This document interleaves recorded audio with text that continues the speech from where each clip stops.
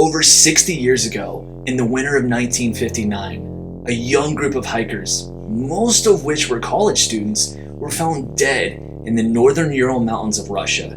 The way their bodies looked when they were found was so bizarre and so puzzling. It had authorities at the time, and people still to this day questioning, what happened out there? This is the Dyatlov Pass story. In January 1959, Igor Dyatlov, a 23-year-old engineering student and outdoorsman, assembled and led a skiing expedition team on a journey to reach the peak of Otorten. Otorten is a mountain in the northern Ural mountain range of Russia. This team was made up of 10 experienced hikers, many from the Ural Polytechnical Institute where Dyatlov himself attended. The group composed of Dyatlov, 7 other males, and 2 females. Now the whole purpose of this expedition was so that the group could earn their grade 3 hiking certification, which was the highest cert offered at the time in the Soviet Union. This would have been a huge accomplishment and something young adventurers would be proud to have undertaken. In order to receive the grade 3 certification, an individual would have to accomplish the highest difficulty of trail and would have to trek almost 200 miles. Walking 200 miles on a paved road in good weather is daunting. Trekking 200 miles in the snow in freezing cold weather with skiing gear and camping gear attached to your back is another monster altogether. Before leaving for this journey, Dyatlov had told his sports club that he would send a telegram as soon as they returned back to the town where their hike began. Well, that telegram never came, and none of the hikers were seen alive again. If we back up a bit, we'll see how Dyatlov and company got here. On January 23rd, 1959, Dyatlov and the group were issued their route book from their sports club. It had them following the number 5 trail as their route. Shortly after they received the route, they hopped on a train and arrived in the town of Ivdel, which was located in the northern province of Sverdlovsk Oblast. From here, they took a truck and headed further north until they reached the small little village of Vizhai, in which they arrived on January 26th. Now Vizhai was the last inhabited settlement to the north and would be the ultimate launching point for their hike. Once reaching Vizhai, the group was said to have prepared for their journey by loading up on supplies and further planning out their route. They purchased and filled up on bread to keep their energy levels high for the hike ahead and enjoyed their last night of sleep before heading out into nature's elements. The night came and went, and on January 27th, the hikers began their mission towards Otorten. Just one day into the hike, on January 28th, one of the hikers named Yuri Yudin had to turn back. He was said to have had several health ailments prior to this journey and was experiencing knee and joint pain, mainly due to the severeness of the weather. This move to not continue the hike ultimately saved his life. I'm sure it was something that haunted him for many years after this event. What happened to the rest of them would have surely happened to him too. Not knowing what waited ahead, and in good spirits, the group marched on. The hikers were a lively bunch, and it looked like they were enjoying themselves on this hike. They kept diaries and took photos of their adventure, in which you could see them smiling and goofing around with each other. These diaries and photos also later helped investigators map out a timeline of these events. On January 31st, a few days after Yuri turned back, the group arrived at a more mountainous and more difficult part of the trail. At this point, they gathered more supplies from a nearby wooded area for their eventual return back and for the trek ahead, and on February 1st, they began to make their way through this more difficult pass towards Otorten.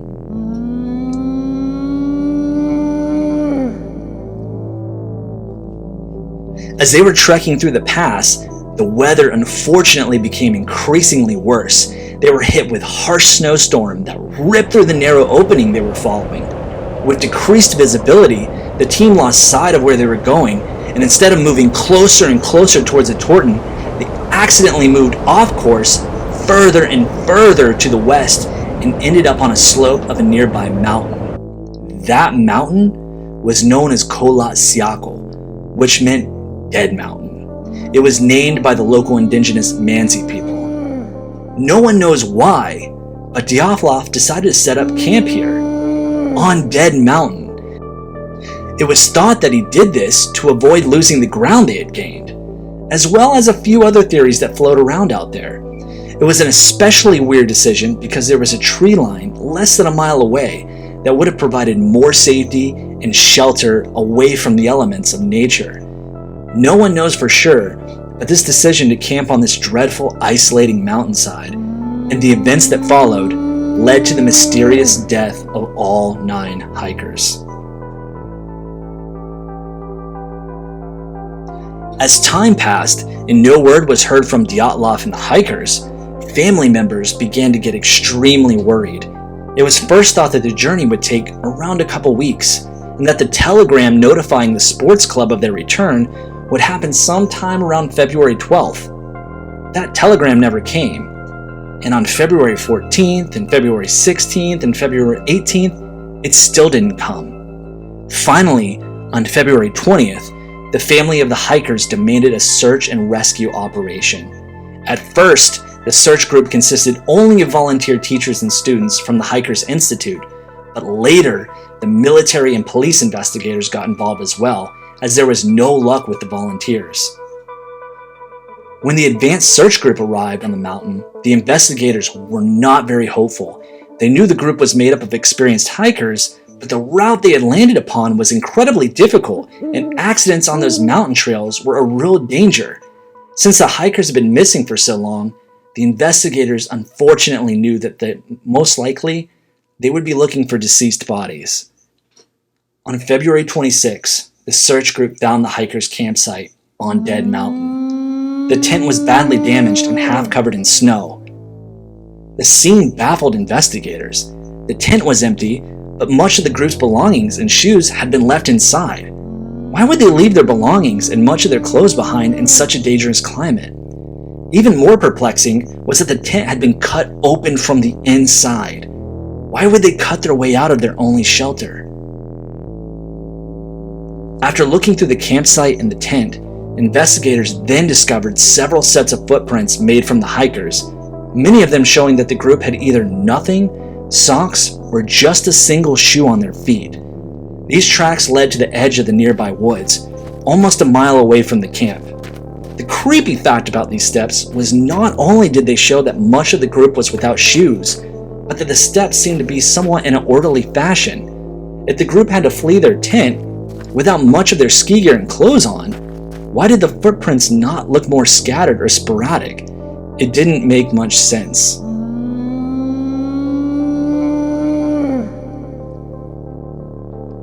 At the edge of the forest, under a large tree, the investigators found the remnants of a small fire, and they also came upon the first 2 bodies of the hikers. The hikers' names were 21-year-old Yuri Doroshenko and 23-year-old Yuri Krivonishenko. Both hikers were found with no shoes and with light clothing on. They were basically in socks and underwear, nothing that could withstand the cold in which they found themselves in. Doroshenko was described as being brown-purple in color. He had many injuries all over his body, but the most obvious was the foamy gray fluid that was found around his mouth and cheek area. His hands were also destroyed, mostly from the cold and possibly from trying to get up the tree where they were found under. There were broken branches up in the tree, indicating that one of the hikers possibly climbed up to get a better view of where they were at and what was around them. Or it could have been to escape from something down below. Also, parts of this hiker's hair and his left socks had burn marks on them. The second hiker, Krivonishenko, was also found with many injuries throughout his body. Most notably, his hands were also destroyed and frostbitten. A portion of the skin from his right hand was found in his mouth. He had bleeding around the right temporal and occipital region of his head and bruises throughout his body. He was also found with certain parts of his body charred, indicating that he and Doroshenko burnt themselves trying to stay warm, or from something else we don't know about, but that thought in itself is terrifying. Between the tree where they were found and the abandoned campsite, authorities found 3 more deceased hikers. These were the bodies of Dyatlov, Kolmogorova, and Slobodin. Investigators say they died in positions indicating that they were trying to return back to the tent in which they originally fled. Dyatlov, 23, was found about 980 feet away from the tree. His body was face up, with his head facing towards the tent. His hands were clenched, poking out of the snow. He had more clothing on than the first two, but still had no shoes on, and his clothing was put on in a rather puzzling way. He, out of all the hikers, had the least amount of injuries.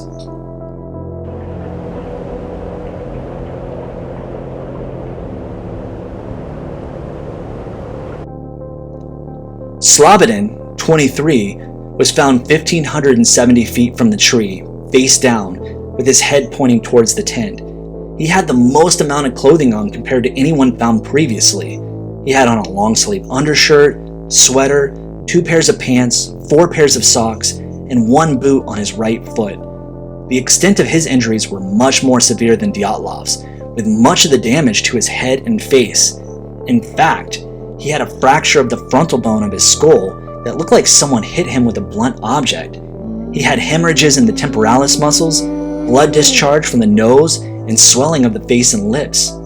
Also, the skin was torn from his right forearm. There's no real explanation as why he would suffer such trauma to the skull unless it was an attack. The other theory would be that he fell several times while making his way back to the tent and hit himself over and over and over in the same spot, enough to cause such a fracture. It might be possible, but highly unlikely. He was said to have been in better shape than most members in the group, and this kind of clumsiness would not be usual for him, even in such circumstances. Zinaida Kolmogorova, one of the female hikers, was found 2,070 feet from the tree, face down, with her head facing towards the tent. She was found with a good amount of clothing on, including some of her ski gear. She had no footwear on, however. She had injuries to her face and hands, but most notably, she had a bright red bruise in the shape of a baton on her torso. What could this be from? Was she hit by some sort of intruders that intended to harm the hikers? Or was this just a random mark from a possible tree limb that had somehow struck her in such a way? At this time, only the 5 hikers out of the 9 total were found. Even after the unusual injuries to some of the group members were discovered, authorities and the medical examiner concluded that they had all died of hypothermia. I guess this would be the easy conclusion, especially since most of them were underdressed in freezing cold temperatures. However, a couple months later, when the other 4 hikers were found, things got weirder and the mystery deepened. In May 1959, a native Mansi member named Kurakov and his dog were out in the area where the hikers had perished. At this time, the snow was starting to melt a bit and there was more visibility of certain things that were once blanketed. The Mansi native noticed some branches that were unusually placed, forming a sort of trail. Following this trail, he eventually came upon shreds of clothing, some of which were cut and in pieces, and other things such as cut branches and elements moved around, indicating that someone had been there. This location was around 240 feet deeper into the wooded area from where the initial 2 hikers were found, on the outskirts of this wooded zone. On the 4th or 5th of May, the remaining 4 bodies were found under several feet of snow in a trench-like area which is known as the Den. The scene here was much more gruesome, and some of the injuries and things discovered were unexplainable. This den, or trench in which they were found, was thought to have been a way for them to survive in the situation they found themselves in. This was and is a common method people are taught in order to stay warm, and it provides a bit of reprieve from the harshness of the weather. Now, let's get to the discovery. A deep examination of the 4 bodies created questions around the incident and shifted the narrative from accidental to causal. They were all found dead, but 3 of the 4 hikers had fatal injuries. One of the hikers, Nikolai, aged 23, had major damage to his skull, and Dublinina and Zolotorov had major chest fractures. Examiners said the force required to cause such damage would have been extremely high, comparable to being hit by a car. Even stranger was that the bodies had no external wounds associated with the bone damage. It was as if they had been subjected to a high level of pressure that didn't break the skin. Dubinina, age 20, was one of the two female hikers. She was more appropriately dressed than the initial hikers found months previously, and was even found to be wearing a sweater that belonged to Krivonashenko, who was one of the members first found under the cedar tree. What's even weirder is that the sweater was later tested and found to be radioactive. What? Why would this be? How could radiation get on the clothing, essentially in the middle of nowhere? Her injuries were very extreme. She was found on her knees, with her chest and face pressed up against a rock. The soft tissue around her eyes and eyebrows were missing. The tissues of the upper lip were missing. Her cheekbone was exposed. Her eyes were missing, and her eye sockets were completely hollowed out. Her tongue was gone. She had broken ribs on both sides, a massive hemorrhage in the right atrium of the heart, and a bruise in the center of her left thigh. The next hiker, Zolotaryov, was one of the oldest of the group. He was found with his eyeballs missing as well. He had an open wound on the right side of his skull that exposed the bone. He had a flail chest with broken ribs on the right side. He was dressed fairly well, with 2 hats, a scarf, both short and long sleeve shirts, a sweater, and overcoat. It makes this case more complicated because it doesn't appear that he died from the cold. This hiker was also found with a camera around his neck. Why would he find the need to take a camera with him? Was it something he had on him when they left the tent? Was there something he wanted to capture? And could be the possible cause as to why they were there in this situation in the first place? With the lack of supplies, it seems weird that he would make an effort to take his camera. The unfortunate thing was, the film found in the camera was damaged by water. What could have been captured could have explained the happenings in the story, but we'll never know. The third hiker found in the den was Alexander Kolovatov, who was 24 years old. His body was well insulated with clothing, but he was still missing shoes and something to cover his head. Much of the clothing on his upper body, though, was found unbuttoned or unzipped. This would be unnatural for someone who is freezing or dying of hypothermia. Also, some of Alexander's clothes, just like that with Dubinina, tested radioactive. What? How? Why? Was there something going on out there that was emitting radiation? Did they stumble upon something they shouldn't have? Were they hit with some sort of radioactive weapon? So many questions. Alexander's skull was partially exposed. He had soft tissue damage around his eyes and his eyebrows were missing.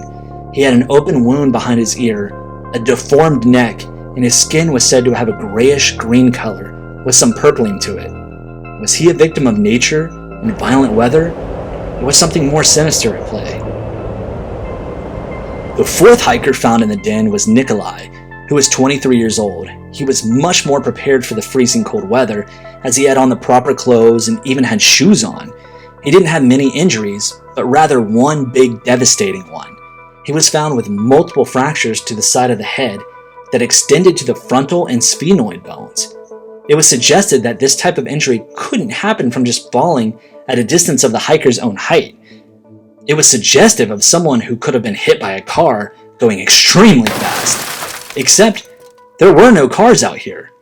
Also, there was no soft tissue damage found around the injury. The most simplest explanation from here would be that he hit his head from an extreme fall that didn't cause much damage to the skin. This was a fatal blow. How it happened is all speculation, still to this day. Authorities were quick to close the case, citing that the group died to an overwhelming or a compelling natural force. The evidence and files of the case were then sent to a secret archive. The case was reopened again in 2019. However, it didn't seem like authorities wanted to look at the potential of foul play. They were only looking at 3 possibilities as an explanation for what happened out there. The 3 explanations all had to do with natural occurrences, with katabatic winds and a slab avalanche being a major player as the cause. The possibility of something more nefarious happening was discounted. However, it was noted and found that there was no evidence of an avalanche that night. These theories are just that, theories. The fact of the matter is, the Dyatlov Pass incident still isn't solved, and the mystery remains. What's up, guys? I'm Adam. I hope you enjoyed the story. Unfortunately, I did not have enough time to go into all the different theories on what happened to the hikers. There's so many of them, and there's so many different directions that it could go, that this video would be well over an hour if I did that, and that really wasn't the focus in this one. In this video, I wanted to show you why they went on this journey, their tracks leading up to that mountainside, and then ultimately the way their bodies were found. Because what happened to them is still a mystery. There's many theories out there, but it has not been solved. On one hand, it really does look like it could be just a natural disaster that ultimately led to their demise, being out there in that type of climate. And then on the other hand, it looks like something nefarious, some sort of outside force, really did come into play here, because some of the injuries sustained by these hikers is kind of unexplainable due to just natural events. So, what do you guys think? If you have some thoughts or some theories on this, feel free to drop them down below in the comments. That would be super exciting to see. And if you like this kind of content, I hope to see you here in the future, because I plan on doing a lot more videos. Until next time, guys, take care.